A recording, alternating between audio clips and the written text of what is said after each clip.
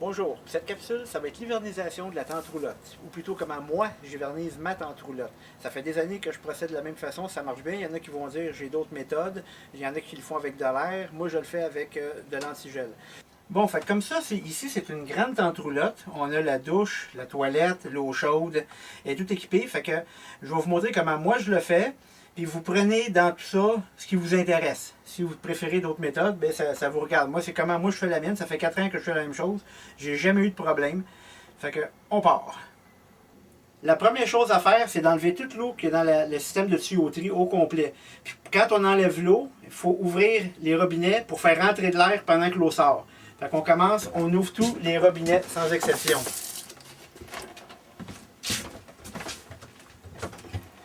On peut mettre la douche dans le fond. On ouvre aussi même la douche extérieure. Un coup que tout ça est fait, ben là, il faut ouvrir les tuyaux les plus bas du système. Il y a déjà des valves d'installer. On va vous montrer ça. Donc, les deux places les plus basses pour l'eau, c'est ici. On a le tuyau d'eau froide et le tuyau d'eau chaude. Fait que moi, ce que je fais, c'est que j'utilise des vice grips pour tenir le premier embout ici.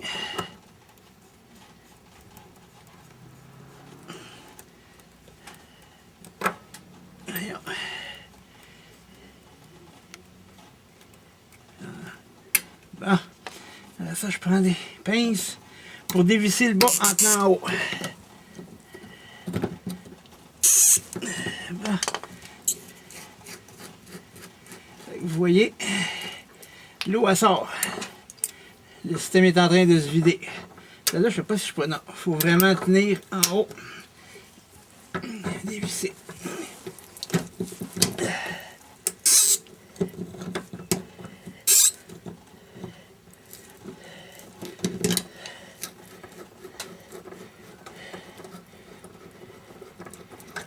Ah, fait que ça sort très bien. Fait qu'avec ça, on va être sûr que les deux lignes d'eau, l'eau chaude puis l'eau froide, vont être complètement vides.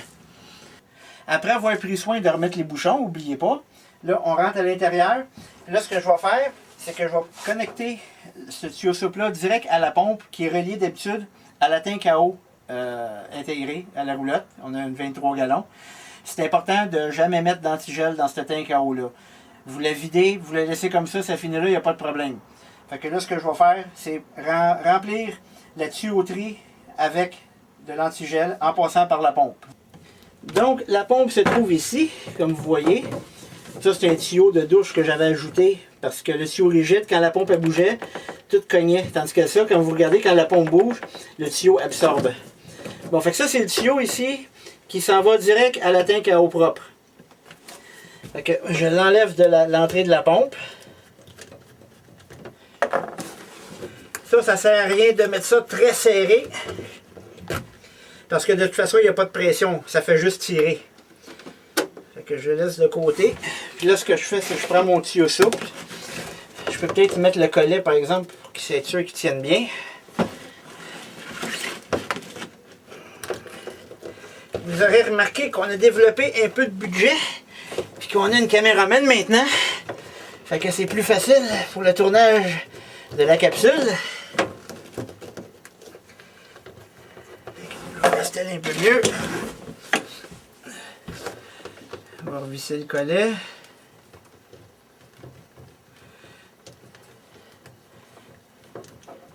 Il n'y a pas beaucoup d'éclairage ici. J'espère que ça va être bien sur la vidéo.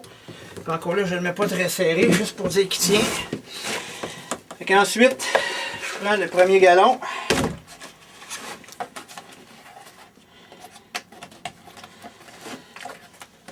Bon, alors, on va commencer par exemple avec la tank à eau chaude. On va vous expliquer ça. On a une bypass valve qui appelle. C'est pour empêcher que l'eau arrive dans la tank à eau chaude, puis ça l'envoie direct dans le tuyau de sortie. Fait que, avant d'hiverniser, c'est très important de mettre la valve, de la fermer dans le fond. Il y en a qui en ont deux, mais ce modèle-là, il y en a juste une. Fait qu'on ferme ça, puis après ça, il n'y a pas de problème. Là, je vais vous montrer aussi comment on vide le chauffe-eau pour être sûr qu'il n'y ait plus rien dedans. Parce que c'est important de ne pas laisser d'eau dedans, mais il ne faut pas mettre d'antigel non plus. C'est très important qu'il n'y ait pas d'antigel dans le chauffe-eau. Alors, pour vider le chauffe-eau, la meilleure façon, c'est d'enlever l'anode. qui va se faire que ça se vide complètement. On prend notre grosse clé 1 et 1,16. Puis vous allez voir qu'il y en a des gallons d'eau dans ça.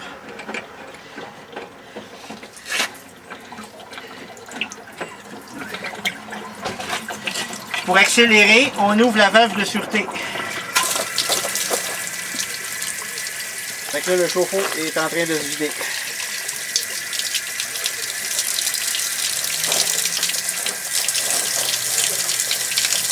Je ne pas, mais 6 gallons, il y en a pas mal. Fait que là, on va le laisser continuer à couler. Puis quand il va avoir fini, c'est que je remets l'anode, mais je fais juste la visser un quart de tour, juste pour dire qu'elle tient, pour pas qu'il y ait d'animaux qui rentrent dans ça. C'est sûr qu'il n'y a pas grand chance qu'un animal pénètre là-dedans, mais juste, je remets l'anode dedans sans la fermer complètement. Fait que, on va la laisser finir comme ça. Bon, fait que, on a remis nos bouchons sur les tuyaux les plus bas de la roulotte, on a fermé les robinets, on a vidé le chauffe-eau, on a tourné la valve de bypass du chauffe-eau. Alors on est prêt à ouvrir la pompe.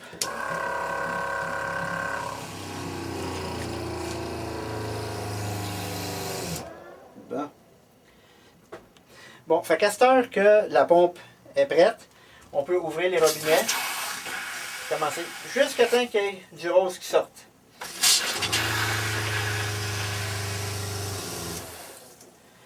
C'est important aussi que le drain soit bien, parce que le drain c'est comme un coude dans ça, que l'eau s'accumule. Fait que les deux lavabos, le lavabo et la douche, j'en fais passer un petit peu plus, pour être sûr que l'eau s'en aille, que ce soit juste l'antigel. Les deux tuyaux, l'eau chaude puis l'eau froide, parce que dans le fond, l'eau chaude est bypassée, elle revient directement sans être rentrée dans la tank à eau. Je vais vous montrer tantôt qu'est-ce que ça donne. Ok, on continue avec la douche. De la même façon, vous allez voir, il y a beaucoup d'eau dans celle-là. C'est long avant que ça devienne rose. J'ai les deux robinets ouverts, l'eau chaude et l'eau froide.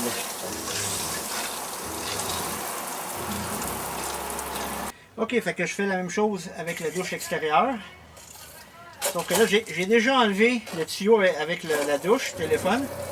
Fait que ça revole un petit peu plus. Mais là, c'est parfait comme ça. Là, ce que je vais faire, c'est que je vais vous montrer aussi comment... Ça, c'est le tuyau d'arrivée d'eau, normalement, quand on connecte la roulette après un boyau d'arrosage. Fait que je vais vous montrer comment on fait pour envoyer de l'antigel dans ce tuyau-là, mais sans rien maganer. Vous commencez par enlever le petit moustiquaire, le petit screen qui est ici avec le washer. Puis à l'intérieur, il y a une valve. Fait que là, il faut enlever de la pression. Donc, pour enlever de la pression, comme la pompe donne à peu près 40 livres de pression, je vais tout simplement fermer la pompe, enlever le surplus de pression avec les robinets ici, pour après ça pouvoir faire sortir de l'eau par là. Bon, ok, fait que j'ai fermé à l'intérieur la pompe. Fait que je fais sortir un peu de pression.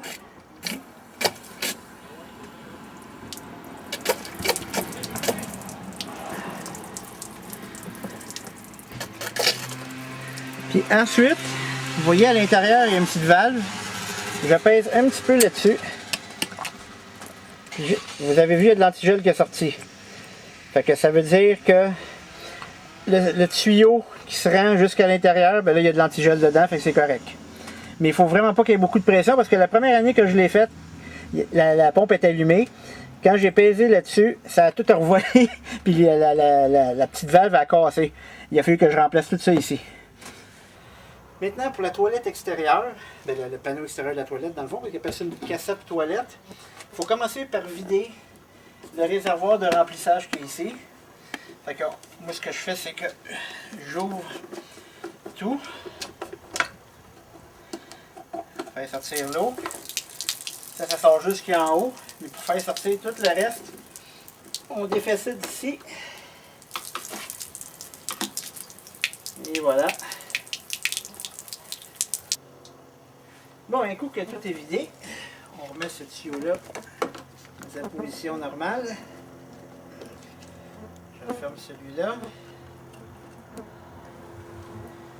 Là, j'y mets une dose d'antigel.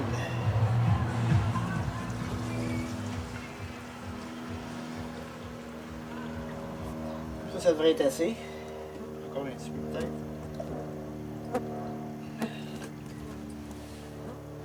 Là, je vais à l'intérieur, puis on va aller flusher la toilette. Rendu, on flush. Comme vous voyez, ça va assez vite. Bon, fait que c'est correct. Il n'y a plus d'eau dans ce système-là. Bon, fait que ça, c'est la toilette cassette qu'on appelle, le réservoir à eau sale ou à eau noire. Moi, ce que je fais, ce qu'ils conseillent de faire, c'est qu'ici, on a un caoutchouc. OK, fait que là, j'ouvre tout le gasket en caoutchouc ici. Il faut régulièrement, quand la toilette est propre, évidemment, fait qu'il faut la nettoyer. Assurez-vous pas de mettre vos doigts là si c'est sale. Moi, ce que je fais, c'est que je prends de l'huile d'olive. C'est ce qu'ils conseillent, de l'huile d'olive, pas d'autre chose. Puis j'en mets tout le tour. Pour en mettre même à l'intérieur, pour que ça soit vraiment imbibé. Apparemment que les autres sortes d'huile, c'est pas bon, ça prend absolument l'huile d'olive. Je sais pas pourquoi, c'est pas moi qui a fait ça, mais en tout cas. Je fais ça, puis j'ai pas de problème, le caoutchouc est encore en très bonne qualité. Et après ça, je peux refermer le couvert. Comme ça, et comme ça. Fait qu'on retourne à l'extérieur. Ah non, aussi, avant, ici aussi, dans le bouchon, il y a un petit gasket. Là aussi, je mets un petit peu d'huile d'olive, sauf que c'est pas possible de se mettre les doigts. Fait que tout ce que je fais, c'est de remettre une petite quantité. Puis après ça, je le fais tourner. Puis quand je le ferme, ça appuie comme il faut. Je le gosse une couple de fois comme ça. Normalement, ça devrait être beau. Fait que le gasket à l'intérieur, il est huilé lui ici. Ça, ce morceau-là, je laisse ça dans la maison l'hiver. C'est psychologique peut-être, mais j'aime autant pas prendre de chance. Il y a du caoutchouc pas mal, des pièces mobiles. Fait que je le laisse dans le sous-sol. Puis j'y touche pas, je le remets dedans juste au printemps. Bon, fait que c'est ici, c'est les deux autres que personnellement, je mets de l'huile aussi. Nettoyer les bouchons avant. Je mets aussi un petit peu d'huile dedans, comme vous avez vu à l'intérieur tantôt. Puis dans celui-là aussi, après l'avoir nettoyé comme il faut, vous en mettez, puis après ça, bien, vous les reposez, vous serrez ça, puis c'est correct pour l'hiver. Je voulais juste vous montrer comment est-ce que le bypass fonctionnait. Ici, on voit, vous voyez que le liquide rose, il passe dans le tuyau vertical, puis après ça, il sort tout de l'autre côté. Il n'y a rien qui passe par le chauffe-eau en tant que tel.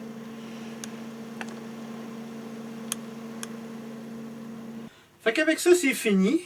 Il reste plus à faire un grand ménage, à tout fermer, pasteurer ça. Jusqu'au printemps prochain, ça va être long. Mais j'espère que ça va vous être utile, puis que si jamais il y en a qui se posaient des questions, bien que ça leur répondu à vos questions. Puis comme je vous le disais, il y a d'autres méthodes aussi pour hiverniser.